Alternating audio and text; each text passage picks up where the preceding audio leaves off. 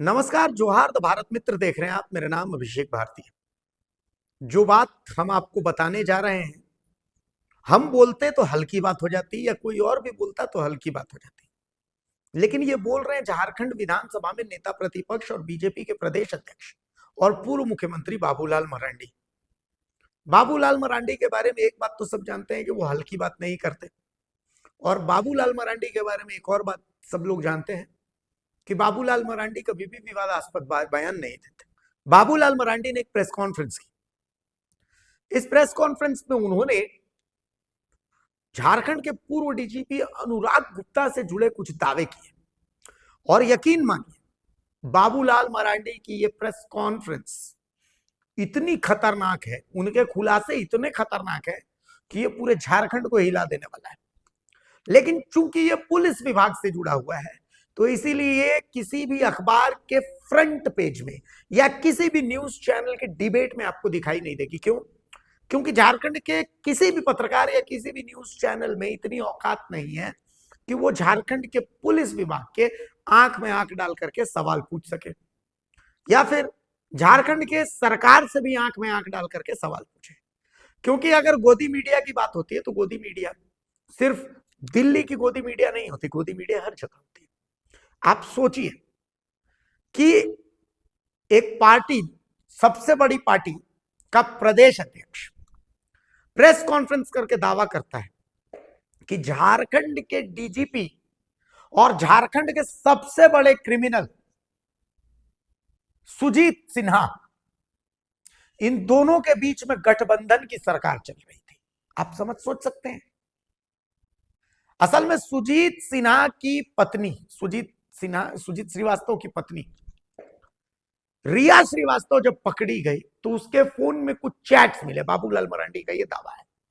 और उन चैट्स में डीजीपी अनुराग गुप्ता और सुजीत श्रीवास्तव के बीच लेन देन, पैसे के लेन देन की बात है। मतलब पिछले कुछ दिनों में कोयलांचल शांति समिति के नाम से एक क्राइम गैंग बना था। इस क्राइम गैंग ने रांची के डोरंडा में दिन दहाड़े फायरिंग की थी, और ये क्राइम गैंग के बनने में डीजीपी अनुराग गुप्ता, जो उस समय के डीजीपी थे, पूर्व डीजीपी, उनका हाथ होने का दावा किया जा रहा है बीजेपी के प्रदेश अध्यक्ष बाबूलाल मरांडी के द्वारा। इतना ही नहीं, कुछ दिन पहले रांची पुलिस ने एक मामले का खुलासा किया कि पाकिस्तान से हथियार मंगाए जा रहे हैं। पाकिस्तान से हथियार पंजाब में एक मोगा नाम की जगह वहां आता है, और वहां से फिर रांची के अपराधियों को मिलता है। और इसमें भी डीजीपी अनुराग गुप्ता की संलिप्तता की बात कर रहे हैं बाबूलाल मरांडी। तो सोचिए आपकी कितना गंभीर विषय है कि DGP, director general of police, एक ऐसा पद है जो पूरे झारखंड के पुलिस का कप्तान है। और वो कप्तान, आप ही सोचिए, देश के प्रधानमंत्री नरेंद्र मोदी अगर पाकिस्तान पता चले आपको कि वो पाकिस्तान के साथ समझौता कर, मतलब पाकिस्तान के एजेंट है, तो आपके पैरों के नीचे की जमीन नहीं खिसकेगी। आपको पता चल जाए कि राज्य के मुख्यमंत्री हेमंत सोरेन जो है वो राज्य को बर्बाद करने की कसम खा चुके हैं, तो आपके पैरों की जमीन नहीं खिसकेगी। बिल्कुल यही दावा बाबूलाल मरांडी ने किया है कि पूर्व डीजीपी अनुराग गुप्ता का सुजीत श्रीवास्तव के साथ एक गठबंधन था। और इतना ही नहीं, अमन साहू का एनकाउंटर भी एक सोची समझी साजिश का हिस्सा था, क्योंकि अमन साहू सुजीत श्रीवास्तव का सबसे बड़ा ऑपोजिशन था। तो ऐसे में अमन साहू को रास्ते से हटा दिया गया। अब बोलिए, मतलब ये हिला डालने वाली प्रेस कॉन्फ्रेंस है, किसी को भी ये सदमे में डाल देगी। लेकिन इस पर कोई चर्चा नहीं है, ये किसी भी अखबार के हेडलाइंस नहीं। आप सोच सकते हैं, क्योंकि इस खबर को दिखाने के लिए पूरी प्रमुखता के साथ इधर ये जो रीढ़ है ना, रीढ़ की हड्डी बिल्कुल ऐसे होनी चाहिए, तभी आप इस खबर को दिखा पाएंगे। रीढ़ की हड्डी थोड़ी सी भी झुकी तो आप इस खबर की आवाज को उस शिद्दत के साथ नहीं उठा पाएंगे। बहरहाल बाबूलाल मरांडी की प्रेस कॉन्फ्रेंस आपको सुनना चाहिए। जो कि आप सबको ध्यान में है कि झारखंड में हेमंत सोरेन के नेतृत्व में जो इस समय सरकार है, तो उन्होंने किस प्रकार से अवैध नियुक्ति, लैंड स्कैम है, फिर बीच में आप सब लोग देखे होंगे कि रिया सिन्हा का भी स्कैम को सामने आया है। तो हमने कहा कि ये सारी चीज अखबारों में भी छापा है, सोशल मीडिया में भी काफी प्रमुखता से आप सब लोगों ने दिखाया। यानी अवैध नियुक्ति किस प्रकार से राज्य के मुख्यमंत्री ने यहां पर डीजीपी अनुराग गुप्ता की नियुक्ति की, उसके संदर्भ में हमने कई बार प्रेस आप सब लोगों से भी मैंने बात किया है और हाई कोर्ट और सुप्रीम कोर्ट तक हम इन सारे मुद्दों को लेकर के गए, क्योंकि आप सबने देखा होगा कि वे मुख्यमंत्री उनको किस प्रकार से संरक्षण दिया और कैसे उनकी नियुक्ति की। एक तो सुप्रीम कोर्ट का निर्देश का भी उन्होंने उल्लंघन किया, अखिल भारतीय जो सेवा नियमावली जो होता है उस नियमों का भी उल्लंघन किया। यहां तक कि यूपीएससी की जो भूमिका जो नियुक्ति में होती है तो उसको भी उन्होंने दरकिनार किया। फिर रिटायर होने के बाद भी उनको अवैध तरीके से, आप सबको पता है कि रिटायर जो अप्रैल में ही हो गए थे, 30 अप्रैल को भारत सरकार ने उस आशय के पत्र भी लिख दिया था राज्य सरकार को, लेकिन तब भी उनको डीजी पुलिस बनाए रखा। और इतना ही नहीं, साथ में सीआईडी के डीजी भी वही थे, एसीबी के भी डीजी वही थे। यानी ये इन बातों को लेकर के मैंने कई बार विषय को उठाया था कि भाई किस प्रकार से और क्या कारण रहा होगा, किन कारणों से। लेकिन जैसे जैसे बाहर जो बातें आई सामने धीरे धीरे, तो हम कह सकते हैं बिल्कुल उनको बनाए रखने के पीछे का जो मुख्य कारण रहा है वो गिव एंड टेक का रहा है। मतलब इसको कह सकते हैं लेन देन कर रहा है, कारोबार कर रहा है।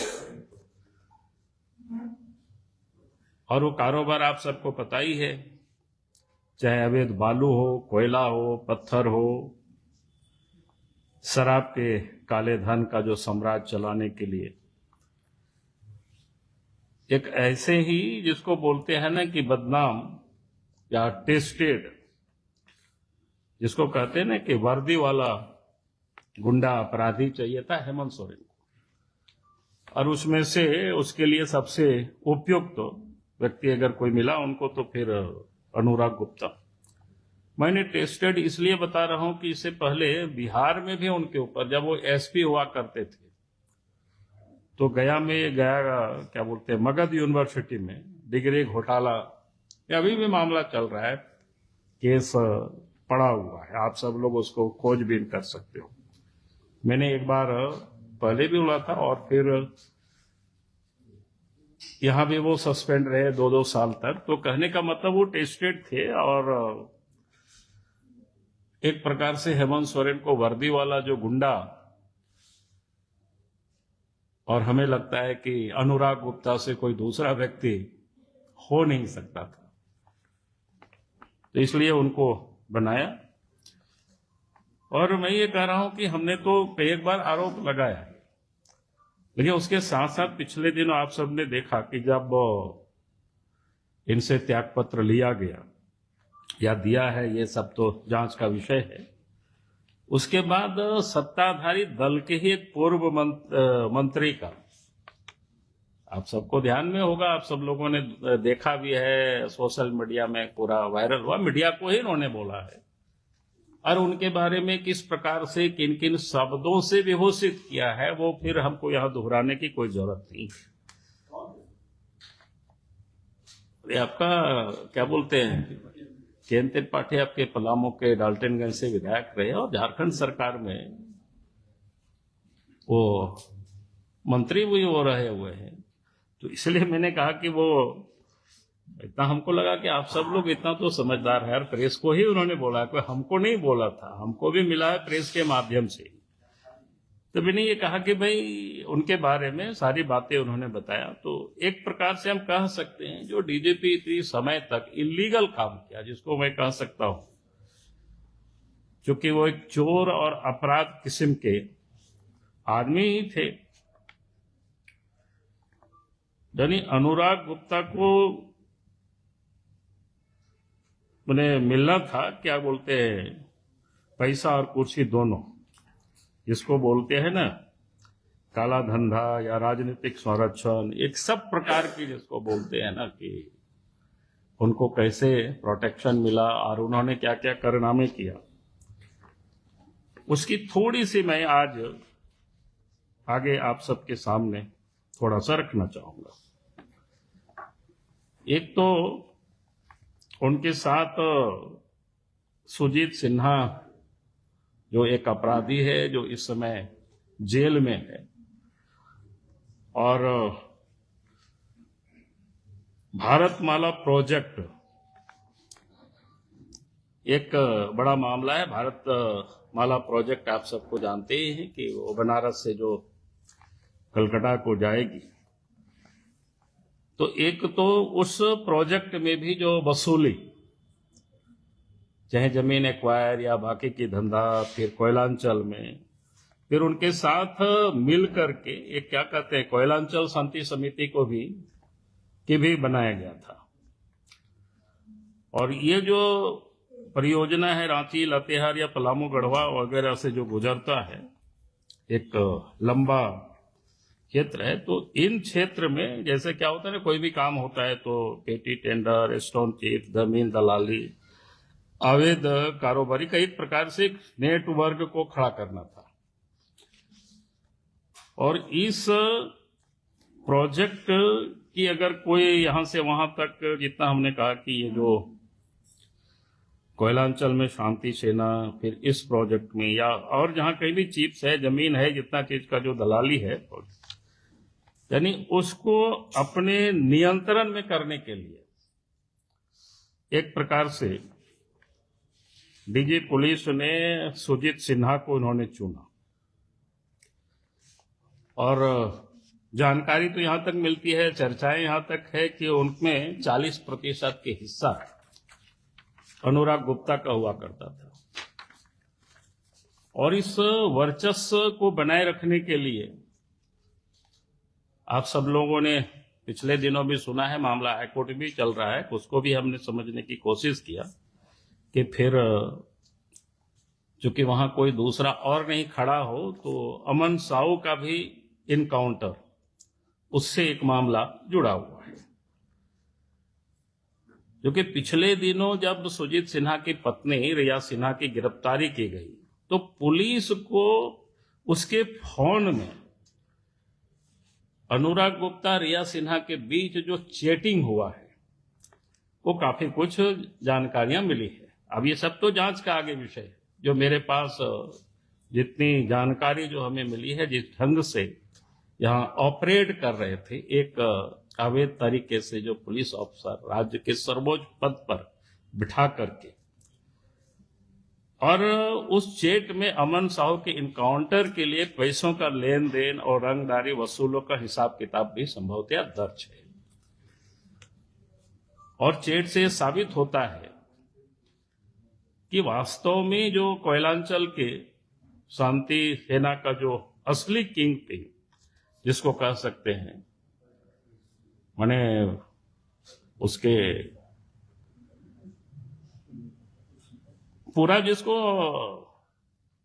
संचालन या मास्टरमाइंड कह सकते हैं इसको, वो अनुराग गुप्ता ही रहे हैं, ऐसा मेरा मानना है। यही जानकारी मुख्यमंत्री तक पहुंचा और तभी मुख्यमंत्री ने फिर उनको हटाने की चर्चा शुरू हुई। और मैं इतना कहूंगा कि इस कारण से मात्र उनको हटाया गया ऐसा भी नहीं है। जो जानकारियां जो मिल रही है, जो इसमें से मोटी रकम की लेन देन जो होती थी, उसमें से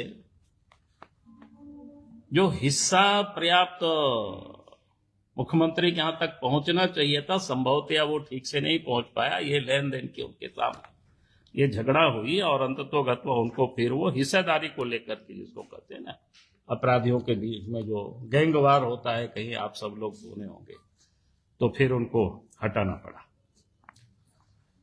क्योंकि पिछले दिनों, और ये बड़ा मामला है, कोई सामान्य घटना नहीं है, पिछले दिनों जो रिया सिन्हा से जो पूछताछ हुई है, उन्होंने शायद स्वीकार किया है कि सुजीत सिन्हा वो जेल से ही रंगदारी मांग करते थे और उनके साथ जिस अपराधी प्रिंस खान का जो नाम चलता है, उन लोगों के साथ भी इन लोगों ने सांठगांठ, यानी एक कह सकते हैं आप देश से विदेश तक ये सारे लिंक ये लोगों के जुड़ा हुआ है। 13 अक्टूबर 25 को तो पुलिस ने रिया सिन्हा को गिरफ्तार करके जेल भेजा है और उनके पास जो मिला है वो 3 पिस्टल, 7 मैगजीन, 13 जिंदा गोलियां, एक कार, मोबाइल बरामद किए गए। जांच में यह भी सामने आया कि पाकिस्तान से ड्रोन के जरिए 21 विदेशी हथियार झारखंड मंगवाए गए। ये बड़ा गंभीर मामला है। ये सारी चीजें आया हुआ है, कोई मैं ऐसी आज आपके सामने बोल रहा हूं ऐसा नहीं है, पहले ही सब चीज आया हुआ है। अब सुजीत सिन्हा और विदेश में बैठे जो गैंगस्टर है प्रिंस खान ने मिल करके खतरनाक, जिसको कहते हैं ना, गठजोड़ बनाया है और इस कारण से आज झारखंड में चाहे वो रांची हो, धनबाद हो, बोकारो हो, जमशेदपुर हो, व्यवसायियों को क्या कहते हैं, उसको एक्सटॉर्शन किया जाता है, उसे पैसे मांगे जाते हैं तो जान से मार देंगे, गोलियां भी चलती है। ये किसी से छुपा हुआ नहीं है, सब आम बातें हैं। यानी किस प्रकार से ये गठजोड़ लोगों ने बना रखे थे और ये पाकिस्तान से ड्रोन के जरिए, मोगा पंजाब में कोई जगह है, उसके रास्ते से या देश भर में ये कारोबारियों को वसूली करना, बाकी ये सब करना, तो ये सब बड़ा गंभीर मामला है। अब चूंकि सीआईडी के वो डीजी वही थे, उसके प्रमुख भी वही थे, तो सीआईडी और एसीबी दोनों के वो प्रमुख थे, तो इसमें भी बड़ी तादाद में लूट होता था। यानी सीआईडी में जमीन की जांच के लिए जैसे एसआईटी जांच दल बनाया गया था, तो एसआईटी में गुमनाम कोई याचिकाएं मंगाई जाती थी, यानी कहीं कोई पता है कि इस प्रकार के कुछ हो रहा है, फिर उनको स्वतः संज्ञान ले करके फाइल खोलना, फिर उनको भी एक प्रकार से एक्सटॉर्शन ही करना, पैसा वसूलना। यानी ये एक बड़ा, जिसको बोलते हैं ना, काम चलते रहा। एसपी उसमें से दीपक कुमार इस लूट में उनका दाहिना हाथ बना और अमर पांडे डीएसपी भी इसमें साथ थे। इन सबों के साथ लोगों को जम करके लूटा, एक्सटॉर्शन किया, गुमनाम पिटीशन के नाम पर लोगों को तंग किया और भारी वसूली हुई है।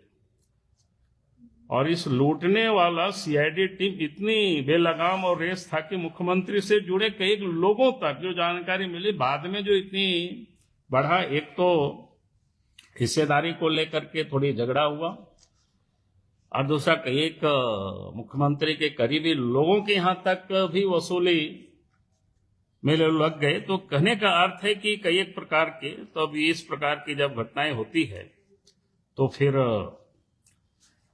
जो होना था वही हुआ है।